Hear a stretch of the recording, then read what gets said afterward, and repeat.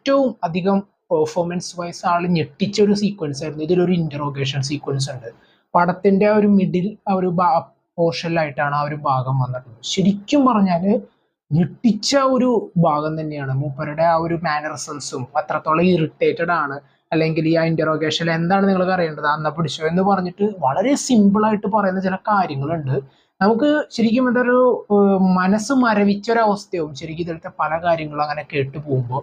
And നമുക്കറിയാം നമ്മുടെ നാട്ടിലത്തെ സിസ്റ്റം എങ്ങനെയാണ് വർക്ക് ചെയ്യുന്നത്, അല്ലെങ്കിൽ നമ്മുടെ നാട്ടിലത്തെ സിസ്റ്റത്തിനെ അങ്ങനെ വിലക്കെടുക്കുന്ന ഒരുപാട് ആൾക്കാരുണ്ട്. എന്തൊക്കെ ഇഷ്യൂസ് വന്നാലും അവർ അതിൽ നിന്നെല്ലാം ഊരിപ്പോകും എന്നൊക്കെ പറയുന്ന ഒരു സംഭവം തന്നെയാണ് ഇതിലവർ ചൂണ്ടിക്കാണിക്കുന്നത്. And climax also very much haunting, അല്ലെങ്കിൽ എത്രത്തോളം ഒരു ഭയങ്കരമായിട്ട് ഡിസ്റ്റർബ് ചെയ്തിട്ടുള്ള ഒരു മൂവി എക്സ്പീരിയൻസ് ആയിരുന്നു. ആൻഡ് എടുത്തു പറയേണ്ട വിക്രം മാസിയാണ് ആ മൊത്തത്തിലുള്ള സിനിമയുടെ ആ ഒരു ടോട്ടൽ ആ ഹൈലൈറ്റ്